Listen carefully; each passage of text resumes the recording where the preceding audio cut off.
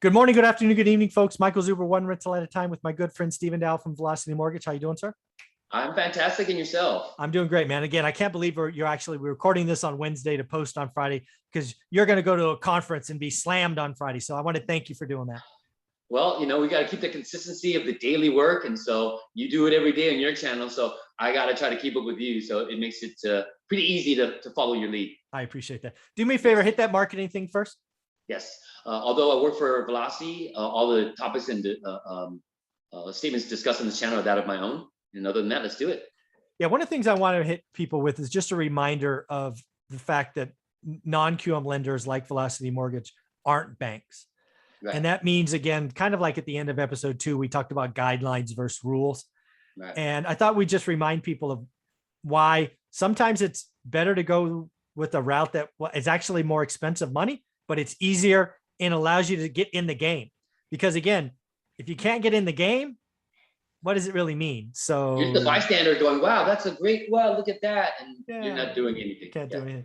So the first thing I want to talk about, because this still shocks me. And again, I'm proving it right now with the deal we talked about in episode 1.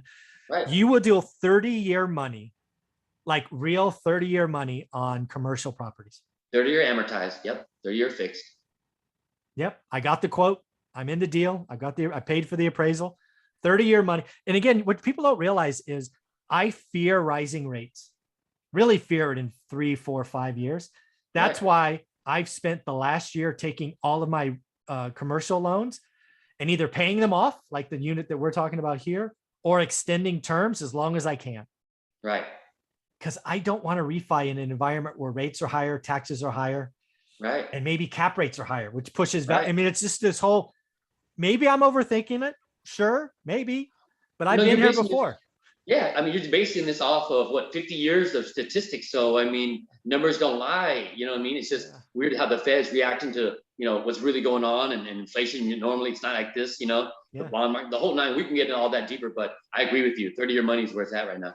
Yeah, I mean, one of the things I have is I have a commercial 5-unit building, which again is where it starts, commercial, that I had done in 2019. I got a rate of 4.25. Right. But it's only for 5 years. And that just scares me, right? It scares me. So what we're doing on this deal we talked about in episode 1 is I'm getting 5.99 for 30 years. And I'm happy to do it. Right. I don't have any risk on this. So that is pretty cool. So 30-year money on apartments, office buildings, commercial, blanket loans. It's something to think about. It really removes the risk of adjustable rate mortgages, which are very common in commercial. So love that. Not only that, and the ease of use, because a lot less window, hoops have to jump through. The time frame, I mean, under 30 days typically. So it's a trade-off. Obviously, if you're rate chasing all the time, you sometimes miss the goal here. It's just you could always make more money. You can't make more time. And if it's fairly reasonable as far as the numbers, then it makes it usually a easier choice to make. Yeah, for sure. The other thing I want to talk about is self-employed borrowers, right? I talk to Matt the Mortgage guys on Wednesdays, and self-employed borrowers are still hard.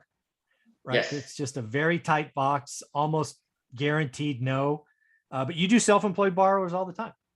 Love them. I mean, that's really, the marketing department likes to coin that we're, your go-to, self-employed lender, nationwide self-employed lender to some extent, because that's what we kind of specialize in. Yeah. We don't have to look at, what you wrote off and what you did and what we'll accept and what we'll throw back in. It's just makes it so difficult because you're either going to pay a lender or you're going to pay Uncle Sam. So whatever strategy you're using, especially if you don't want to pay Uncle Sam, I'm going to be your most cost-effective alternative to normally traditional hard money by far. Yeah, and I think marketing did a great job. I mean, if I was in marketing, I would have been pushing that as well, right? Because there's a whole, I don't know what the percentage is, but there's a larger percentage than you think that are self-employed borrowers that are, frankly, they're Grant Cardone, right? What did Grant Cardone do? Grant Cardone was a trainer. Right. He was a car salesman trainer. Right. His job was to sell training. He spun off cash, and then that cash bought apartments. That's how he started. Right. That borrower today gets no answers from most banks. Correct. That's like a big. Well, they get an answer, but it's not the answer they want. Yeah. I guess technically they get an answer. And it's like 90 days later. Oh, sorry, no. Sorry, no, not yet. No, not yet. Yeah. So again, a lot of businesses are doing what they do great building cash, but they can't get a loan, Right. right? So certainly for Right. apartments. So I think positioning yourself as the answer for self-employed borrowers is genius, in my opinion. No, and it's worked out well. And again, especially for the segment as far as non-QM, it really definitely, I believe, is mainly more advantageous for the self-employed borrowers because they're typically the ones that have to be forced to use, traditional hard money because with the normal underwriting guidelines for, qualifying self-employed borrowers, they use your net income, not your gross. And self-employed borrowers, they play the tax game. So they have to. Their income is usually like next to nothing. So how do you qualify for the best rates when you make all this money, your credit's great, the money's coming from someplace. So yeah, we make that decision. We understand, that kind of common sense, I guess, for lack of a better word, approach to it. So yeah. And then the last one I want to talk about is BRRRR, right? Buy, repair, rent, refi, repeat. That is a process that has long dodged banks. Banks don't want to play. And people have gone to hard money and are paying 12%, Yes. 10%, Correct. 2 points.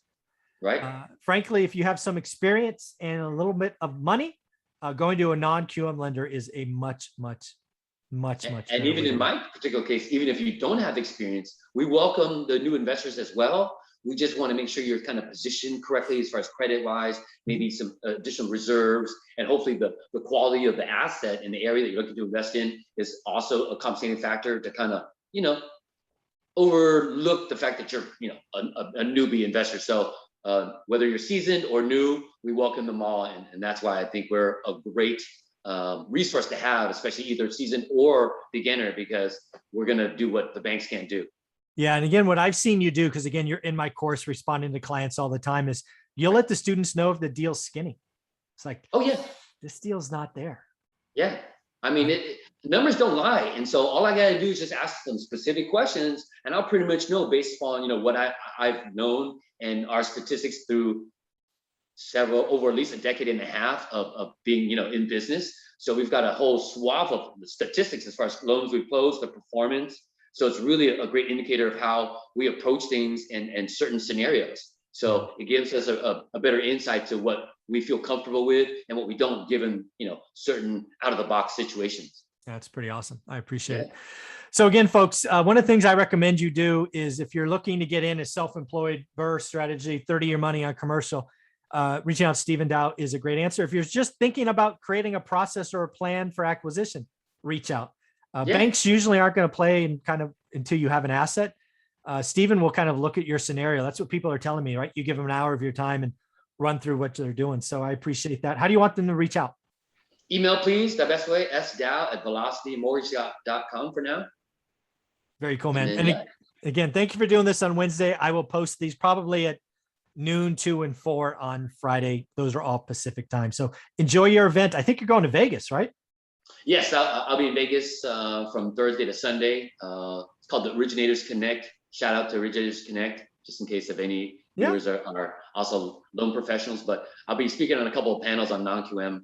Awesome. I believe it's on Friday. Yeah. Very cool. Well, Stephen, thank you very much for doing this. I greatly appreciate it. And we will talk next Friday. Thanks, bud.